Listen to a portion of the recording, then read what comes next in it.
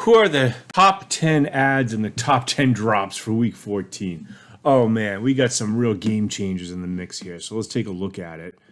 We'll go up here. So this league is a one quarterback league, 12 team. So there's 2 running backs, 3 wide receivers, a tight end and a flex, and a defense and a kicker. So it's your pretty standard league. So I thought that this would represent kind of like the baseline of what would be available on your waiver wire this week. The way I have it is set for week 13 and who produced the most fantasy points. So Taylor Heineke's number 1. Should you add Taylor Heinecke? I think you should. Especially if you're in a 2 quarterback league or a super flex league, you want to add him. He's got a great chemistry with McLaurin. He loves McLaurin. And you really want to hope that Carson Wentz does not regain the starting job. Heinecke last year also had tremendous chemistry with McLaurin. So if you're a McLaurin owner, you want Heinecke to be starting. He's one of the best backup quarterbacks in the league. And I see him operating a really good offense. They scored 20 points last week. They weren't able to get it done in overtime, but neither were the Giants. He scored 21 points in your standard scoring format. I could see him putting up about the same numbers this week. Number 2 is Cam Akers. So he put up 19 points last week. I mean, how much of a difference do you think Cam Akers is going to make? I don't think that first of all, the Rams offense is terrible. They lost Cooper Kupp, who was the center of their offense for the rest of the year. Matt Stafford's on the IR. It's not a good team. So if you think that Cam Akers is going to be making a difference in your flex spot, do you really think that he's going to be winning leagues for you? I don't think he is. Alec Pierce, okay, you got to understand, he put up 18 points last week, 8 targets, 4 catches, 86 yards, and a touchdown. Matt Ryan loves Alec Pierce. I could see Alec Pierce really doing well and having a solid career. So whether you're in a redraft league or you're in a dynasty league, you want to pick up Alec Pierce. It's worth dropping someone to pick him up. He's going to have his inconsistent weeks because of the Indianapolis offense, but in the long run, he's going to be an excellent play. Brock Purdy, he's a Band-Aid. He's a Band-Aid. He put up 18 points last week. If he starts this week, he might. Let's see who he's facing. He's facing Tampa Bay, so it's a pretty tough offense. I wouldn't expect too much out of him. He'll probably put up around 15 points, maybe 1 touchdown, and a couple hundred yards. Tyler Huntley, along with Heinecke, he's one of the best backups, and he's got the legs to give him mobility. So if Lamar Jackson is out this week, you want to pick him up. I would place him above Brock Purdy, and maybe even above Heinecke, because when he was in last year, he actually performed very well in the time that he was in. I see him putting up probably about 15, maybe 17 points, 18 points this week. The next guy I want to focus on picking up possibly is Kate Otten. He could make a difference with 10 targets last week and 6 catches, 28 yards, and a touchdown. Brady does look for him in the end zone. So if you want someone who you think could, I think conceivably, like 10 points would be a good floor for him. And if he gets another touchdown in there, now he's up in tight end 1 range. So he's worth taking a flyer on if you need help at the tight end position. Trent Sherfield, the Miami wide receiver, I like what's happening with him in an offense that's actually very good. Well coached, well quarterbacked. And he only got 3 targets, but he did get a touchdown. And in watching the Miami games, he has been targeted. So I like Trent Sherfield. I see him putting up maybe around 11 points, 12 points if you need like a wide receiver 3 or 4. Somebody to really look at is Quez Watkins. He hasn't had a stellar year, but over the last 4 weeks, he's put up 10 points, 11, 12, and 8 points. And he's been targeted 4 times, twice, 5, and 6 times with 2 touchdowns. So he made an excellent catch 2 weeks ago in the end zone from Jalen Hurts. Hurts looks his way.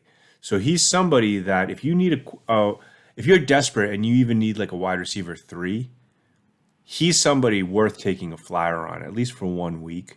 And this week they're facing the Giants. So not a great defense. They don't have great cornerbacks. So that's somebody that I would look as like a dark horse in for a wide receiver.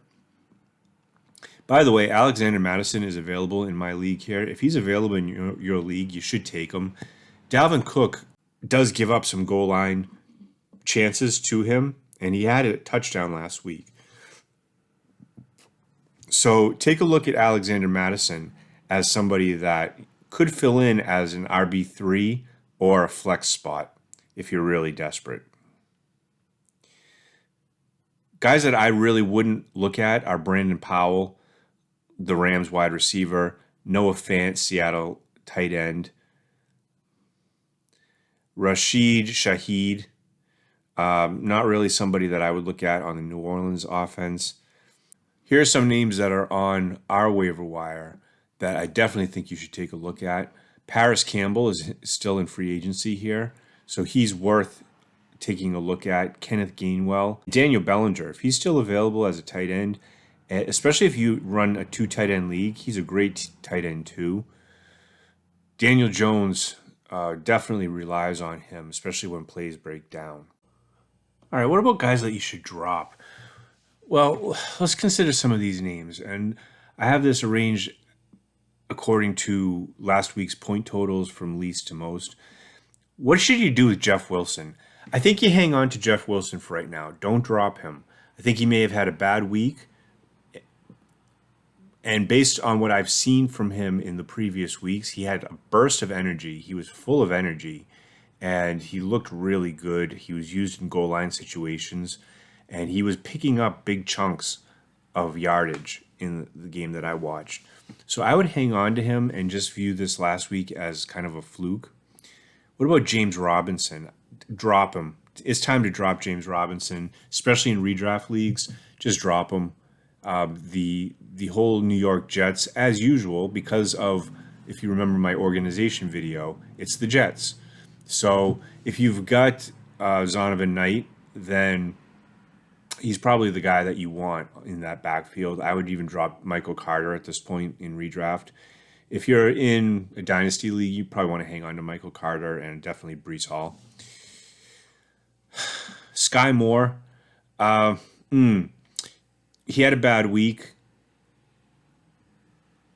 And this is where Kansas City, even though they have a great offense, their wide receivers are so inconsistent. Whether it's Scantling, Sky Moore, Juju, you just really can't rely on any of them. If you're in a redraft league and there's some better options out there, then I would definitely drop Sky Moore. If you've got like a George Pickens or you've even got a Drake London available, I would take them over Sky Moore. Which brings us to George Pickens. I would continue to hang on to him. He's a playmaker, and Pickett and he have some chemistry, so I'd hang on to him. The Baltimore backfield, Gus Edwards, Kenyon Drake, I would just drop them all. Just drop them. That backfield is one of the most frustrating backfields to try to navigate and negotiate. You're better off just looking elsewhere. Even if it's like a Cam Akers, I'd rather play Cam Akers than I would anyone in that backfield. Okay, let's look down here at Elijah Moore. He scored 3.7 points last week. Drop him. I know this is heart-wrenching because when he came out last year, he and Jamar Chase were like, one and the same as far as talent. So you probably picked him in your rookie draft somewhere either in the first or second round. So it was really hard, but that Jets offense it's becoming clearer and clearer that it runs, as far as the wide receivers go, with Mike White. It's going to be Garrett Wilson as the man there. If you're in Dynasty, you probably hang on to him. If you're in Dynasty with Tyler Algier, you hang on to him. If you're in redraft, it's about time maybe to drop him. He's just not putting up the point totals, and their offense is anemic. And it's been 4 weeks now since he reached double digits in points, so I would let him go. And so Kenyon Drake, again, we mentioned. with the drop him as part of the Baltimore backfield. And then we come to Antonio Gibson, who had 7.9 points last week. I don't understand what his role is in the offense whatsoever. So I would drop him, especially in redraft, even in Dynasty. If there are guys that are emerging, I would even take someone in the Seattle offense, either DJ Dallas. I'd take DJ Dallas over Antonio Gibson because of the opportunity there. Another guy that people are talking about is Kyron Williams in the Rams backfield. The Rams backfield is a mess. I really don't want any part of it, but I would probably be looking at Cam Akers over Kyron Williams. So if you've got him, I would drop him and look elsewhere for running back help. So those are 10 drops, 10 ads for week 14. Thanks for watching. I'll see you in the next video.